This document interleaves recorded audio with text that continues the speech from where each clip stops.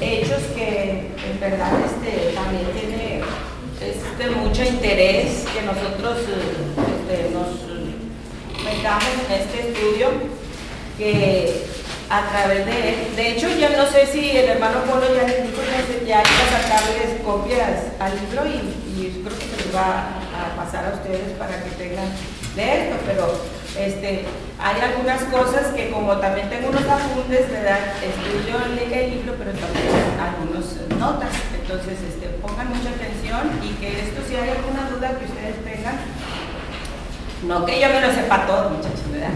Pero voy a buscar la manera de poder contestarles las preguntas, siempre y cuando sean preguntas de la clase, ¿verdad? Yo sé que nomás tienen esta clase y luego además es práctica, ¿verdad? Es capillas y la clase, entonces no me van a hacer preguntas de teología porque no están viendo, ¿verdad? Pero de la clase algunas cosas ustedes no entienden y yo se las puedo contestar pues con mucho gusto. Acuérdense que estamos aprendiendo. El maestro no lo sabe todo. Yo también estoy aprendiendo, ¿verdad? Usted es maestro, ¿verdad? Y descubrimos a través del estudio, creo, yo siempre he dicho que el maestro aprende más que el alumno. ¿Y sabe por qué? Porque los maestros aprendemos de los alumnos también, muchas cosas. Bueno, entonces vamos a ver el libro de los Hechos. Y como hemos visto, el autor de todos los evangelios, por el nombre del evangelio sabemos que ellos fueron los que escribieron los evangelios. Pero en el libro de Hechos, el autor es Lucas. Lucas, ¿y cómo podemos sacar o de dónde podemos comprobar que el autor es Lucas? Pues en lo que él escribió, y yo quisiera que ustedes abrieran sus Biblias ahí en el libro de Hechos y en el Evangelio de San Lucas, en el primer capítulo, y vamos a leer los encabezados, o sea, el inicio de este libro y el inicio de San Lucas, para comprobar que el autor de este libro es el discípulo de Lucas. ¿Alguien puede leer el Lucas capítulo 1 del 1 al 4? Puesto que ya muchos han tratado de poner en orden la historia de las cosas que entre nosotros han sido ciertísimas, tal como nos enseñaron los que desde el principio lo vieron con sus ojos y fueron ministros de la palabra. Me ha parecido también a mí, después de haber investigado con diligencia todas las cosas desde su origen, escribírtelas por orden, oh excelentísimo Teófilo, para que conozcas bien la verdad de las cosas en las cuales has sido instruido. Bueno, ahora vamos a abrirlo ahí en el libro de Hechos.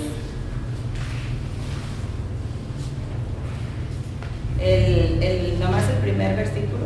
En el primer tratado, oh Teófilo, hablé acerca de todas las cosas que Jesús comenzó a hacer y a enseñar.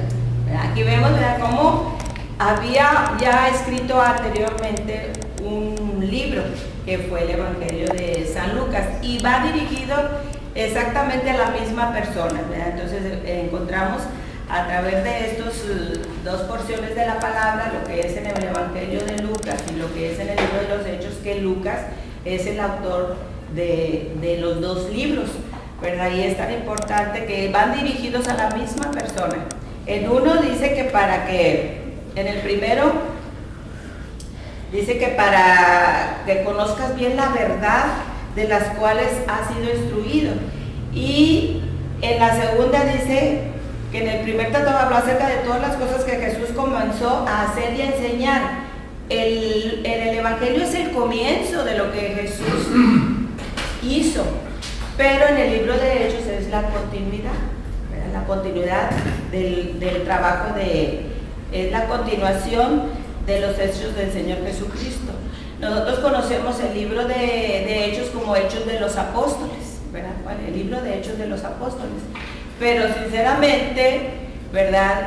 Podríamos decir que podría tener otro nombre, otro título. ¿Qué les parecería a ustedes? Me sugirieran como qué otro título pudiéramos ponerle a este libro. Lucas 2. Lucas 2. Es la continuación de Lucas. La continuación de Lucas. Pues podríamos ponerle Hechos de Pedro y Pablo, porque aquí lo que podemos encontrar realmente es el inicio del ministerio de Pedro transformado, ¿verdad? ¿Se acuerdan en la enseñanza pasada?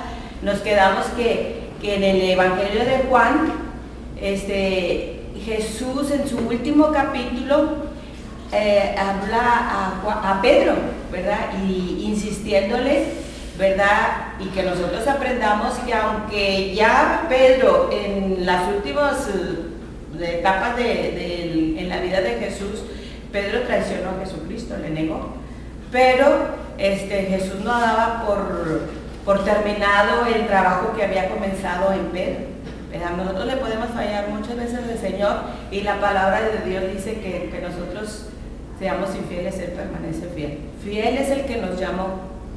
El llamamiento que Dios puso en el corazón de ustedes, en mi corazón, nunca va a quitarnos el Señor. Acuérdense, en Romanos nos dice que los ministerios y los dones son irrevocables, o sea, el Señor no nos los quita, ahí están. Y entonces la fidelidad del Señor para con Pedro no lo manifiesta, que el Señor no tenía nada contra Pedro aunque le haya negado. Él sabía que Pedro era parte importante para continuar el trabajo que el Señor había iniciado en los evangelios, pero se necesitaba de un Pedro transformado. Por eso el Señor se le apareció a Pedro, habló con él, ¿verdad? Y le motivó a que le demostrara. Jesús sabía que Pedro le amaba, aún con sus fallas. Algo muy precioso que nosotros podemos encontrar del Señor, que su amor nunca disminuye, nunca mengua, siempre es más grande, ¿verdad? Nosotros le podemos fallar y en esto está el amor del Señor, que aunque nosotros a veces le fallamos de muchas maneras, ¿verdad? El Señor todavía se acerca a nosotros y todavía nos tiene confianza, porque el Señor todavía le tenía confianza a Pedro, aún en el carácter intrépido de Pedro. El Señor amaba y confiaba en que aquel que le dijo, tú eres Pedro y sobre esta roca edificaré mi iglesia, ¿verdad? Y a ti te voy a dar las llaves, para que era algo muy especial que el Señor le estaba confiando en la vida de Pedro. Bueno, ahora lo vamos a ver en el libro de los Hechos, cómo Pedro ya no era el mismo Pedro, ahora era un Pedro transformado. ¿Pero por qué? Bueno, a este libro de Hechos también podríamos llamarle de otra manera. ¿De qué otra manera? Podríamos llamarle como los Hechos del Espíritu Santo, ¿verdad? Porque realmente el Espíritu Santo era el que había tomado el trabajo, el ministerio, el ser el que motivaba a los discípulos, a los apóstoles a trabajar, pero se necesitaba y se necesita hoy en día, cuando las iglesias, ¿verdad?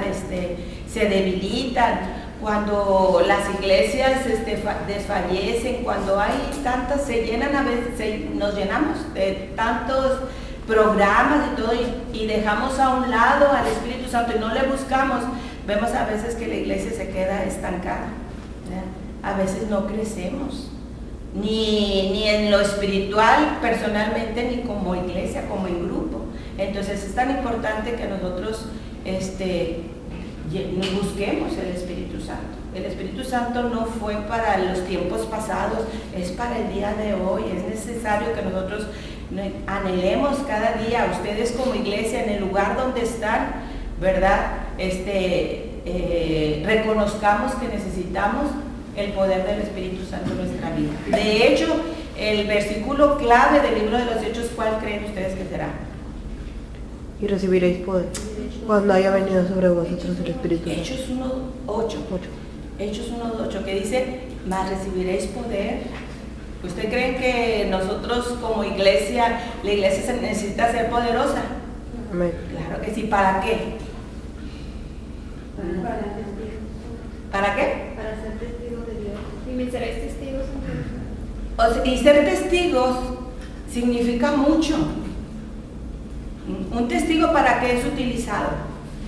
Pues, testificar. Para testificar. Testificar. Eso es para lo que el Espíritu Santo El Señor lo prometió, para eso lo envió, para que nosotros recibiéramos poder. Y a veces tenemos ese poder entre nosotros y a veces no hayamos ya qué hacer con tanto poder, ¿verdad? Pero